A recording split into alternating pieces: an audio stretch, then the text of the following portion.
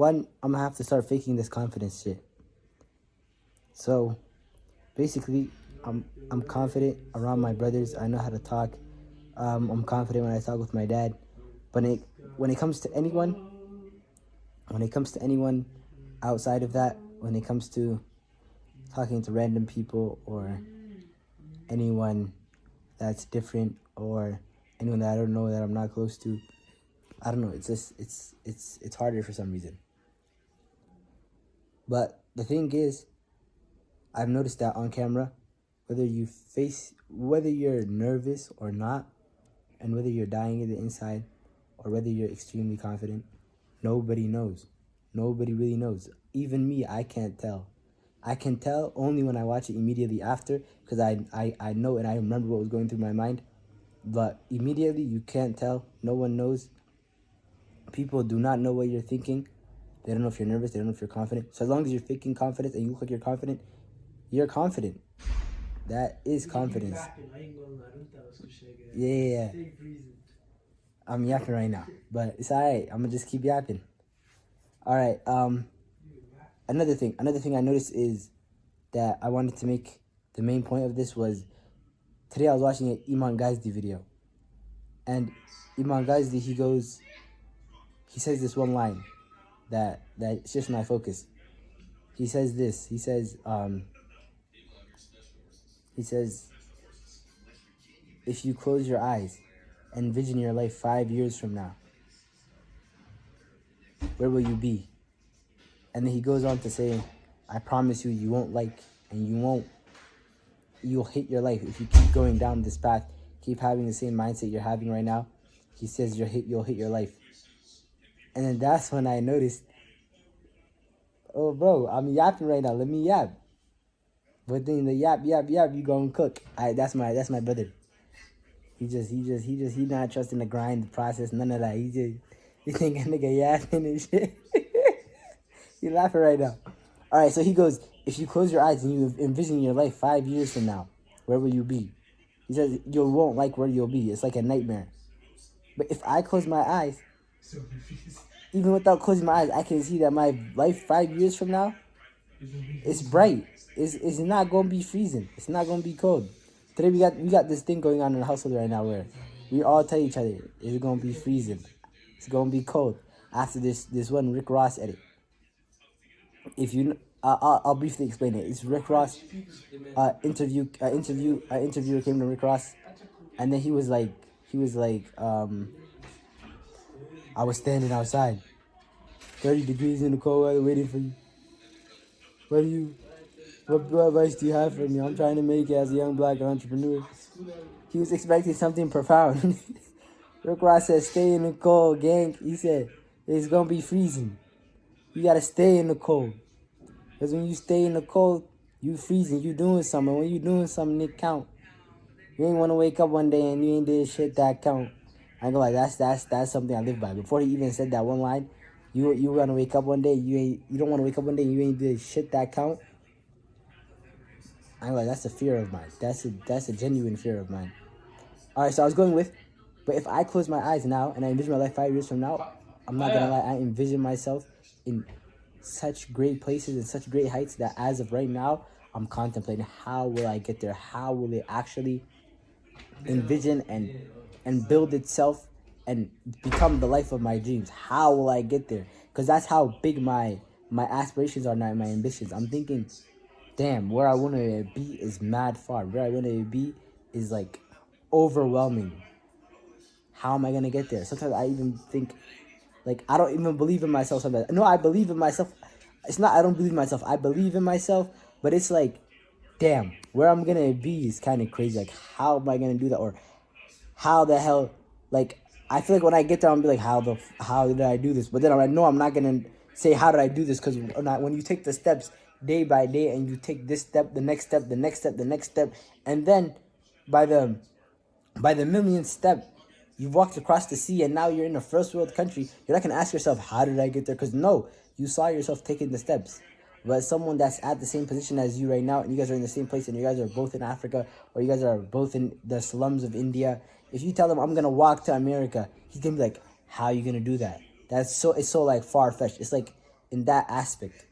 I really want to explain it, but I don't know. Somehow it's not forming into words. It's It's like, for example, let's take Iman Ghazi for example. Back when he was a 16-year-old and all he had was a camera and books to read and time and knowledge, and he used that time to just gain value and knowledge. And if you told him at that 16-year-old self, oh, you're gonna become a multi-millionaire, so rich that if you were a business, all your businesses and all your assets and stuff come together and all that and everything else going, you're a billionaire. Because I'm sure that I'm not sure exactly how it works right now, but Andrew Tate was saying it. He owns the Real World, and the Real World makes 14 million a month, 13 to 14 million a month, and if you multiply it by 7 years, which is like the average, what was it called, normal number for a business or something. It's, even though I think Mr. Beast was saying 9 years or something for a YouTube channel. Anyway, in that same aspect, if you told Iman Ghazi that if you multiply it by that 7 or 9 years, he's a billionaire. Would he would? It's not something that would be shocking to me. He would not be like, oh, but he'd be like a little bit overwhelmed with, damn, I'm gonna become a billionaire. Yes, I'm gonna get that rich. Yes, I'm gonna achieve all my aspirations and aspects, and I'm gonna achieve every aspect in my life. Yes, and I'm gonna excel and become the top 0.1% of men. Yes, but the things I have to do to get there, I'm willing to do it. I will do it, but damn, as of right now, I can't fathom how I'm gonna do it. That's what I was missing. As of right now, I can't fathom how I'm gonna do it. I can't see how I'm gonna do it, but I know I'm gonna do it. I don't know how I'm gonna win, but I know I'm gonna win because I can't lose. I can't lose. I'm too deep in this. I already started. I was telling someone today, you already started your PB. I don't want to say the full name because right now I'm keeping it on the low key, but you already started. You put yourself out there. Now there's people depending on you they don't even know are depending on you. There's people looking at you that you don't even know are looking at you. You need to put yourself out there. You can't quit now. No one knows how I do this, but I really do this for real. That's what I was talking about. So basically, when he said that line, just 1 year from now, that line that he hit me with, he's hit me with that same line multiple times, and it's worked. It's worked multiple times. But turn it off if you want, bro. It's worked multiple times on me, that same one-liner. But it didn't work on me today. Because 5 years from now, I see myself in different places. So as you start to excel, you won't keep watching the same creators you're watching.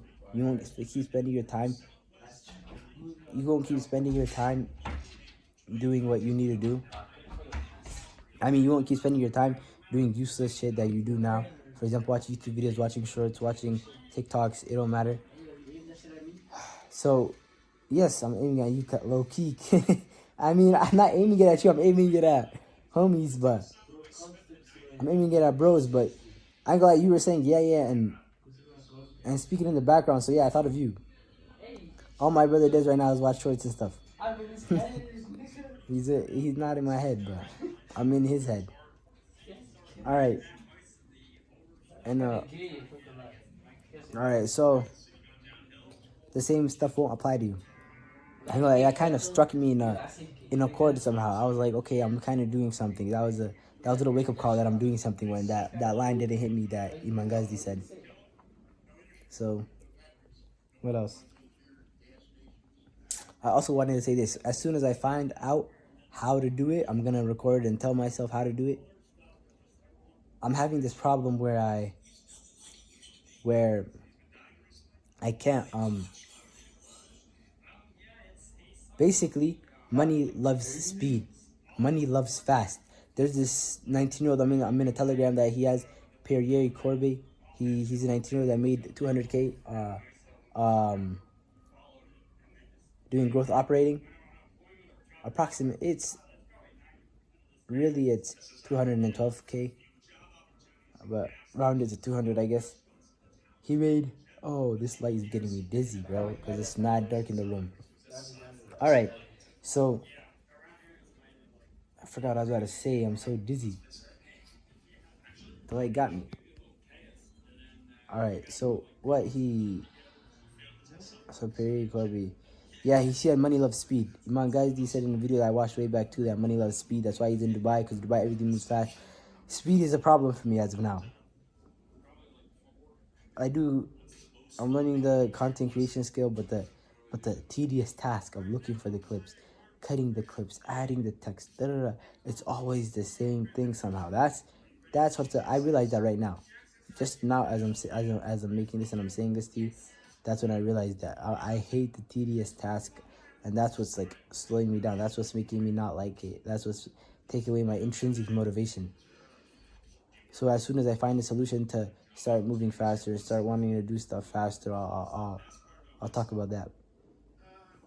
What else? Money loves speed. I'm not fast right now. I'm not fast. Speed is something I need to increase, and speed is something I need to keep doing, which is basically, speed is something you can do, yes, but the problem I'm having is the problem of like starting. Like I know I'm supposed to like start making my video, but I think, oh no, later. I haven't posted a video yesterday. I posted one today, but the one I posted today was supposed to be for yesterday, and then I haven't made the one for today yet. So I think the one for today I'm gonna make tomorrow and then post tomorrow, but then tomorrow I still need to make the one that is meant for tomorrow. So basically I'm a day behind. And then I'm supposed to, okay, all right. The thinking of tomorrow, that's gonna mess me up. So what I'm gonna do is, right now I'm caught up. Let's say I took that one day that I missed as a break. Okay, now I'm caught up. What I'm gonna do is, I'm gonna start making 3 videos a day. And then when I make 3 videos a day, 2 of them are gonna go in drafts. I'm gonna check my day, because apparently you're supposed to wait like at least a week before you start posting 3 videos a day. So I'm gonna see if I've been posting for a week. If I've been posting for a week, I'm gonna save the videos in the drafts. If I've not been posting for a week, I'm gonna save videos in drafts. If I've been posting for more than a week, I'm gonna start posting 3 videos daily. I'm gonna try to make that my goal. No, my goal is gonna be 2 videos daily. I have to say three videos daily. 3 videos daily. That's gonna be my goal now.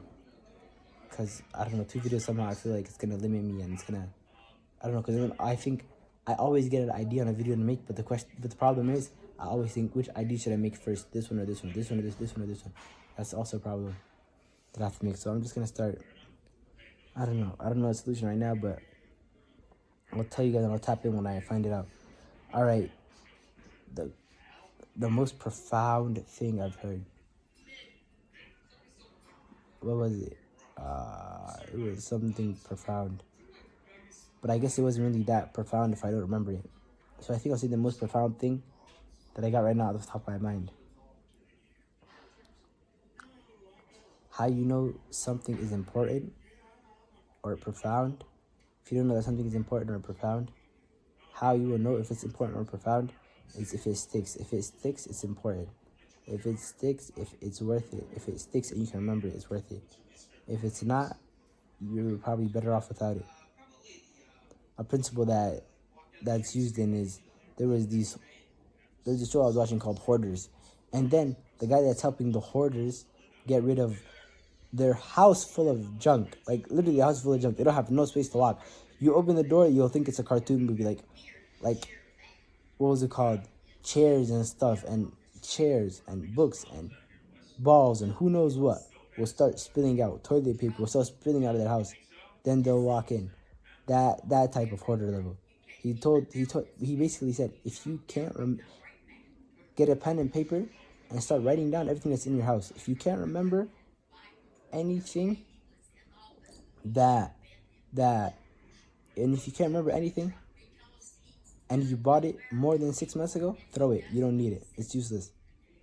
We should also move by that same principle. People should also move by that same principle, because you'll take a lot of stuff off your head. You'll take a lot of mind baggage off.